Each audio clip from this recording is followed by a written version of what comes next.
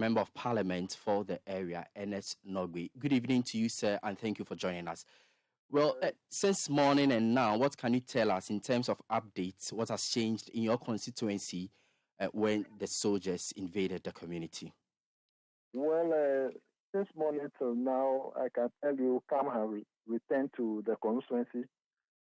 Everything is calm now, but just unfortunately, a number of the residents were taken away to unknown destination, and we are making frantic efforts to get the source of or where they have been taken to. And so, as we speak now, there's nothing like a military presence in the community, but all that we are seeking to identify or to do is to locate the place where the number of people, about 72 who were taken away, were sent to.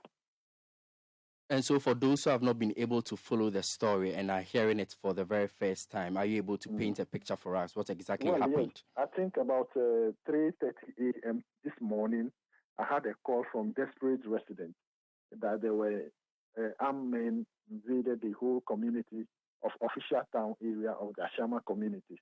And that is where I also live. So quickly I have to wake up to understand the veracity of the whole issue. I called the police commander, and then he also ascertained the fact.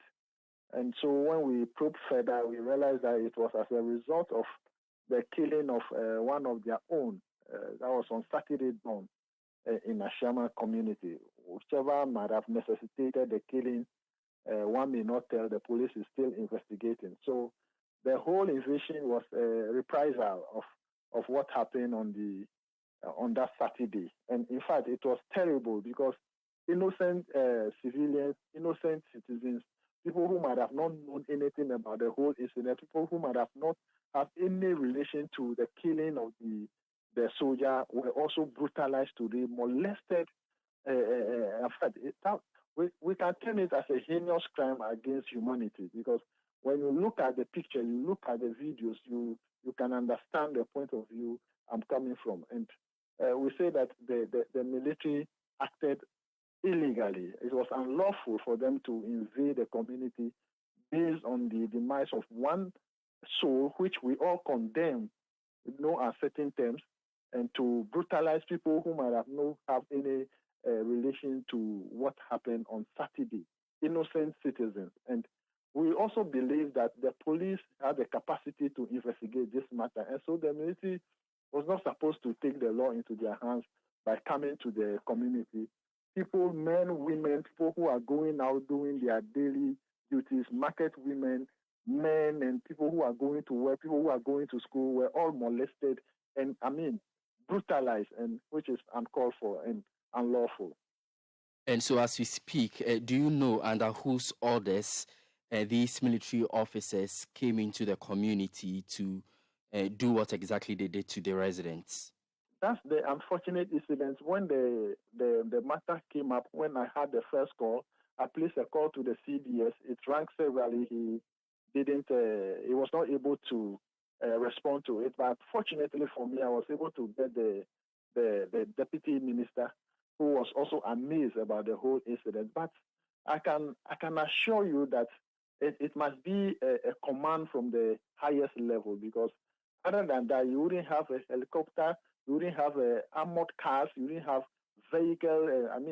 military vehicles invading the whole community. Who would have sanctioned that? It could only be from the highest authority. And so I cannot lay my hands, I cannot say emphatically that it is A or B, but I can tell you it is from the high command. And have you heard from them? I haven't heard from them ever since. What are you waiting for? Because I made frantic efforts to get them, and have to, as I speak with you, to no avail. I called the CDS and even the minister himself. Minister's phone was not going through. CDS was unable to return my call as I speak with you. Even the commanding officer at the Michel camp was also unable to return my call as we speak with you now. Interesting. So I made frantic efforts to get in touch with all of them.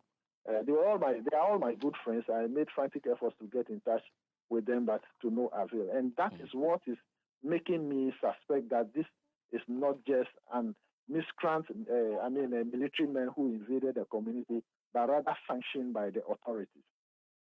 But have you also heard from the police? In fact, if they've taken over investigations, have they intervened? Yeah, the police intervened from the very first day the incident happened, and they were trying to they started investigation until the incident this morning, and so it was the police who normally briefed me on how far investigation has gone, the arrest that was made. I understand the girlfriend of the deceased was picked up for questioning, etc. So I got all this briefing from the divisional and then the district police command. So what's going to be the next step from you as far as this issue is concerned? What are you going to do for the people you represent? Thank you. This afternoon, I tried to make a pronouncement on the floor of the House. I presented a statement to the Speaker. The Speaker admitted it, and I tried to draw his attention this afternoon. And he was of the view that we is making further investigations to know the veracity of the problem and also get enough facts. And so he gave me up to probably Thursday to come out with the statement. So all that I want the Speaker to do is to refer the matter to the Defense and Interior Committee or constitute a parliamentary probe into the matter, the invasion of Ashaiman community, because we believe, or I believe, that a crime of one single person who has taken the law into his hands, which I condemn, should not warrant or necessitate the whole invasion on the community by molesting innocent souls, also preventing them from going about their daily activities. I believe strongly that should not warrant it. Two wrongs never make a right, and I believe so. So I'm just urging the Speaker to constitute either parliamentary probe or refer the matter to the Defense and Interior Committee to investigate, which I know we are capable. I am a member of the Defense and Interior Committee, and we are capable of doing so because we have done it before. When the Kumasi incident happened, we were able to come out with facts that has, otherwise given a different version by the police and the other security agencies. We were able to bring out the actual facts of the issue. So I know we can still do the same when this matter is referred to the committee. Quickly, before you take leave of us, Mr. Norgbey, are you able to tell us in terms of persons who have been injured as a result of this particular incident? And also, we know that some arrests were made. Have these persons been released? Where were they taken to? What can you tell us about the arrests that were earlier made? The arrests, these people were not released yet, and that is what I said, that they were taken to unknown destination. We followed up to Michelle Camp, and according to the officers there, they were not brought there. The police say they were not brought to them, and so I'm just on my way to Bema Camp to see whether they could be found there. And so for the arrests, we don't know where they are as we speak now, but the number of people, the number of injuries, they are enormous because we have series of complaints from many of the clinics and the hospitals in Ashaiman, and we are gathering the evidence to that effect. So I may be able to tell you the number of people who were injured and who are, receiving medical attention as we speak now, probably by tomorrow morning.